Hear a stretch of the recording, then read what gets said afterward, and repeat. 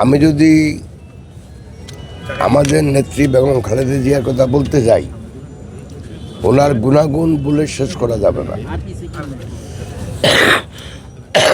উনি বাংলাদেশে প্রথম যে জন্য মনে থাকবে, আমি মনে করি বাংলাদেশের মানুষের অধিকার রক্ষা, বাংলাদেশের মানুষের অধিকার পুনঃপ্রতিষ্ঠা, ওনার যে অবদান, সেই অবদানের প্রেক্ষিতে জাতি ওনাকে একজন অভিভাবক মনে করে।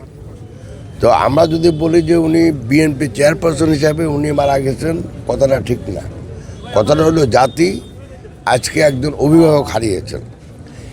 একটা দেশে যখন অভিভাবক হারিয়ে যায়, আপনার একটা পরিবার ধরেন, পরিবারের অভিভাবক পিতা বা মাতা হয়।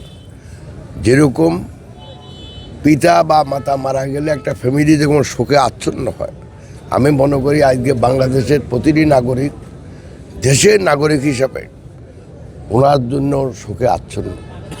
আমরা শোকে স্তব্ধ। আমরা আল্লাহর কাছে ওনার আত্মার মাগফিরাত কামনা করি। আমি আশা করি উনি যাবে জাতিকে যে অভিভাবক হওয়ার যে একটা রাস্তা দেখিয়েছেন, সেজন্য জাতি ভবিষ্যতে সবসময় ওনাকে মনে রাখবে। এবং ওনার যে আপসীন নেতৃত্ব, যে জন্য ওনাকে আরও বেশি মনে রাখবে, যে মানুষের অধিকারের ব্যাপারে, অধিকার রক্ষার ব্যাপারে, অধিকার পুনরুদ্ধারের ব্যাপারে উনি কোনোদিন কারোর সাথে আপোষ করেন নাই। উনি শত অত্যাচার নির্যাতন সহ্য করছেন, কিন্তু উনি কখনো আপোষ করেন নাই।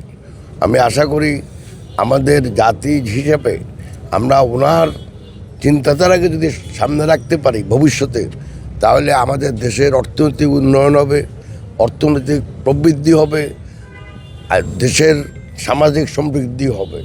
তো আমি আল্লাহর কাছে ওনার আত্মার মাগফিরাত কামনা করি। উনি বেঁচে থাকতো, ভবিষ্যতেও কোনোদিন হারার সম্ভাবনা ছিল না।